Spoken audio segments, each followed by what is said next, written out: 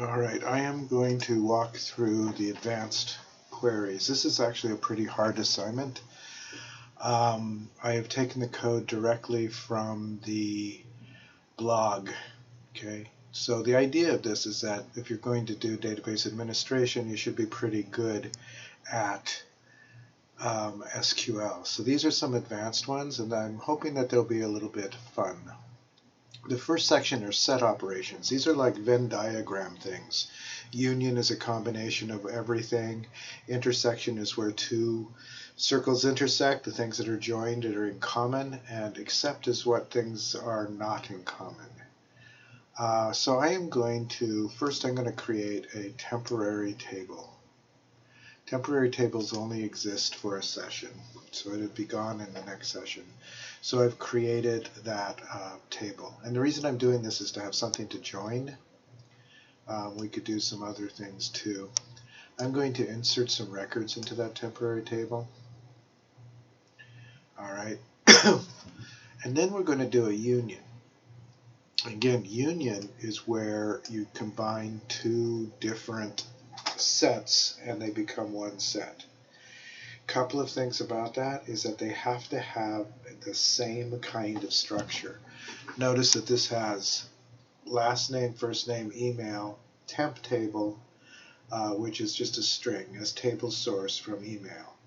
I do a union and then I select person last name, person first name, person email from person table, and getting person and person address, person key, because I want it limited to the people from Bellevue. I just don't want it to be gigantic.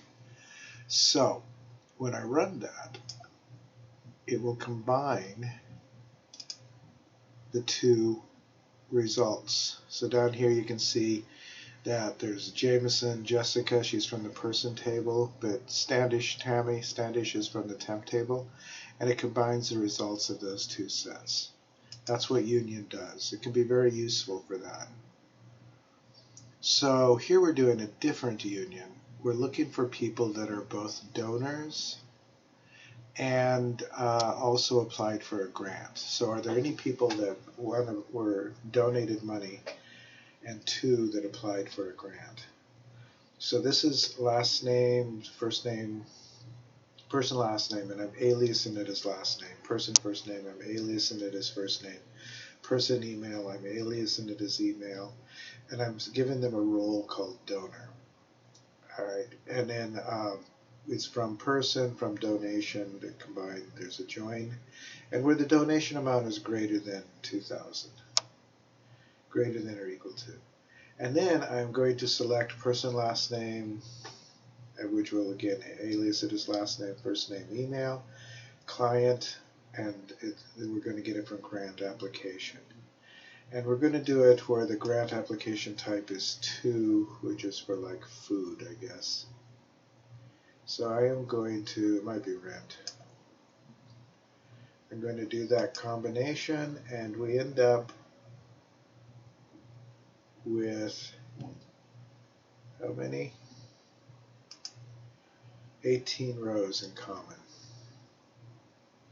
So I combined the donors, and so actually I explained it wrong. I combined the donors and I combined the people who asked for the rent.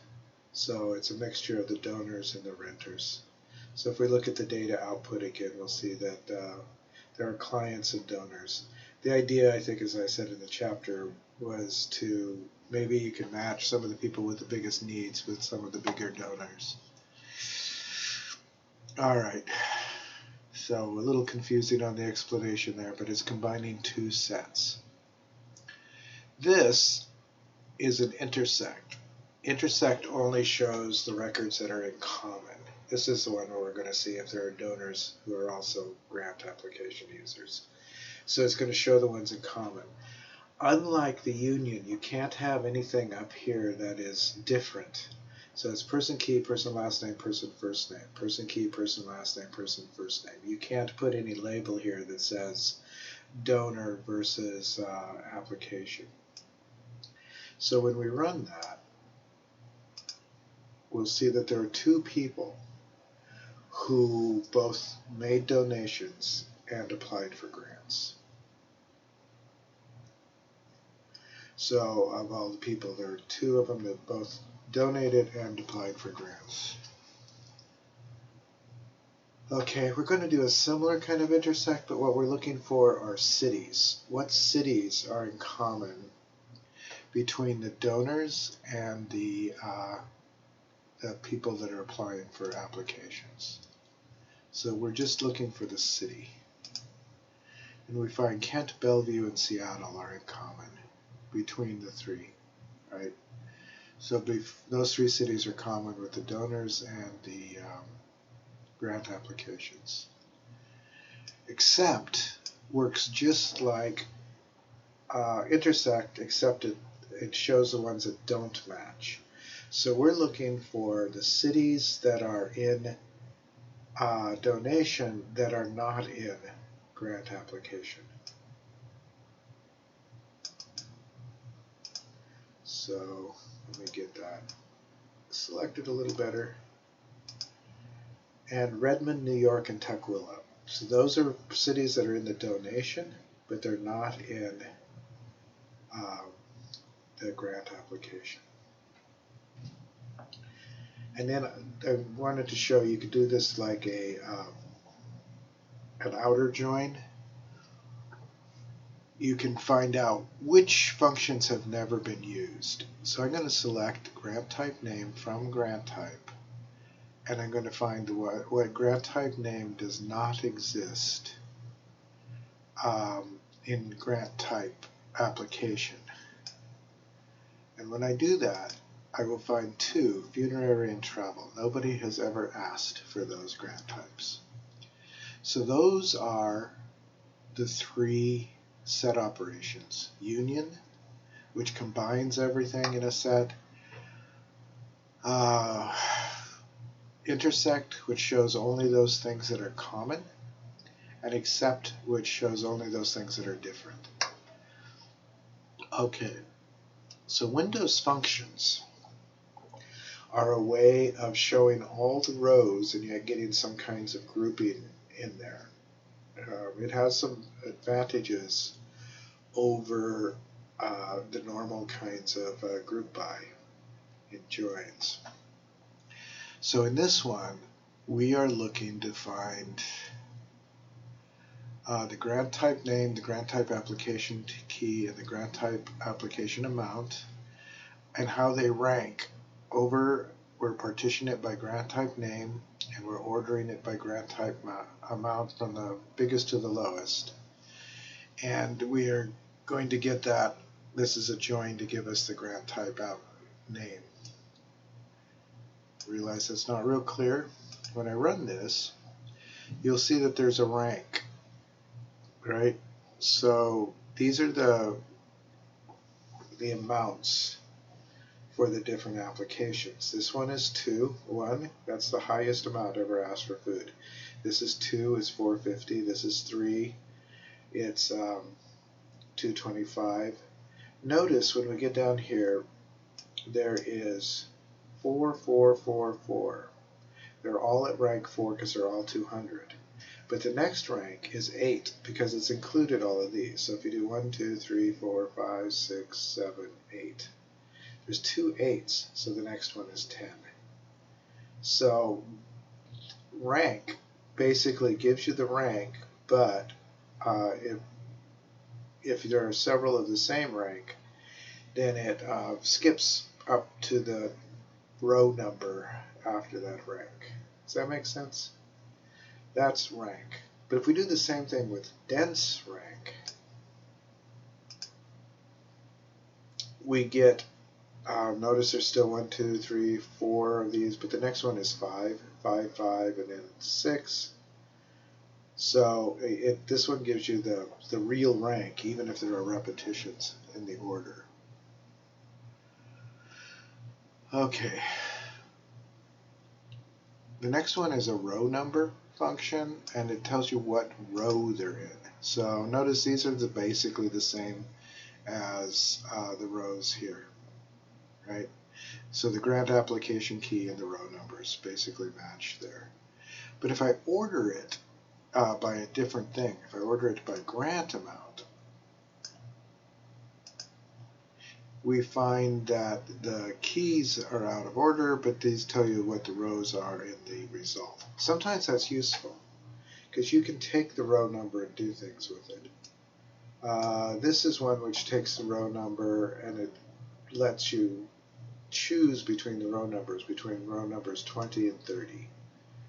So we're going to get the grant application key, the grant type name, the grant application amount, where it's ordered by grant application amount, and we're going to get the ones basically between 20 and 30, which is about halfway down. So I'm going to run that, and it gives us between 20 and 30, and it gives us the 200s and the 200s. So it gives us the middle range of what those grants are, and that can be really quite useful. It's useful to know what the middle range is. Middle range is about $200 to $300. Okay. What's the difference between this one? I think I just copied this one twice. I don't see any difference. So let's go to the next. Alright, this one finds the last value. Alright, so we're getting the grant type name and the grant application amount. The last value of the grant application amount. And what it is dependent on, so we're ordering by the grant application amount. So the last value in a ascending order would be the highest value. And we need to tell it what the range is there. So I'm going to do this, and the highest value is 800. So that's the last value. But it also shows us each of the individual values as compared to that 800. It's interesting that it went up beyond. There are some values that are higher there. Oh, it's the last value per type. Right, it's 800 is the highest value for food. 1300 is the highest value for rent. 600 is the highest value for school. 650 is the highest value for dental. 874 is the highest value for medical. 500 is the highest value for child care, and miscellaneous has 200 as the highest value. So it groups the highest value by the kind, but it lets you see the individual rows as well. Again, I read the chapter on this, but Windows functions can be really useful because it allows you to see grouped values like this last value, which normally you'd have to use a max on. And also see the individual rows, which you generally have trouble doing with the group by and joins. All right. So this is the last part. We're going to create a crosstab, a pivot table. There is one thing that I don't know is in my thing here.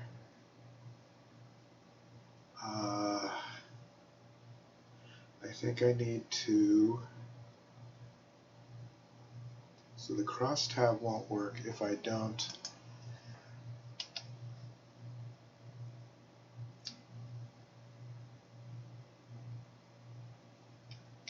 create extension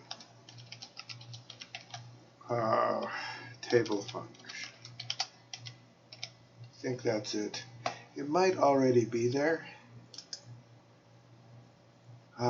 Yes, it is. Table func is already there. But if you don't do this, if you don't add this extension, the crosstab will not work. This is important. You have to create that extension for the crosstab to work. And you can see over here where the extensions are. It's not there by default. I added it before when I'd run these before. So I'm going to create a temp table, okay? Because it's going to be easier to arrange this from a smaller table than I do myself. So, and then I'm going to insert into that table. So I'm going to get the grant type, name, the grant application date, and the grant application amount for each of the grants for the year 2018. And I'm going to run that. So now the temp table is populated. So I'm going to select, and I'm going to use the Crosstab function, and select inside of here is in quotes, right? So I'm going to select, and I'm going to extract month from application date, because I put the whole date in there. This is a function that pulls the month from the date, and this will be an integer. I'm going to get the grant type name, the sum of the application amount from the applications 2018, which is the table we just made. And I'm going to group by the first one, which is the month, and the second one, which is the grant type name. And I'm going to order it by month and by name. Then the final result, this is the part that will be the tab, the pivot table. I'm going to convert month, so it's going to, this will be what goes down the side. And across the top, I'm going to do the values that are in the grant type name. Food, rent, school, dental, medical, child care, and miscellaneous. The data under those headings will be numeric. So if I run all of that, you will see that there's month, so these goes down the month. There's food, there's rent, school, dental, medical, child care, and miscellaneous. And this is all for 2018. So there's a lot of nulls in here, but a lot of them have. It shows you where the values fall. And this is what a pivot table is. You're taking values from the values from the column, and you turn them into column headings, and then you've arranged the values below those, and then you also have on this side the months. So the 874 is the third month, so March, and it is food for March, right? This would be July, and in July there were $800 of requests for school. Okay. We're going to do a similar kind of thing. So I'm going to create another temp table. These temp tables are just make it easier to do the pivot because they're simpler. Don't have to do a bunch of joins. I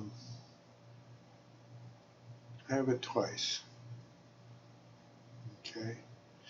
So then I'm going to insert into the temp table, and it involves some joins, right? So we're going to do all these joins. And it's fairly complicated because we're joining donation, person, address, and no, mostly those, person, donation, and person, address.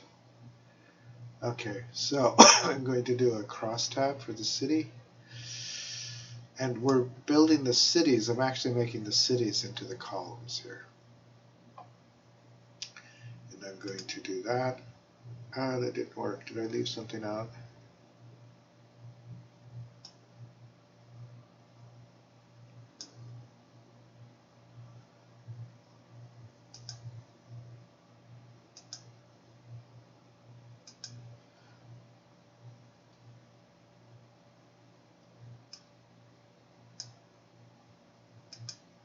So let me check on the join here. So I got city text. Let's just make sure I did all of this.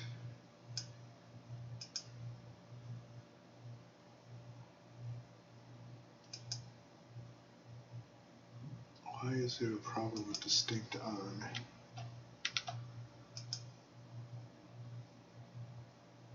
Oh, I see. Spelling. Okay, now there should be data in here.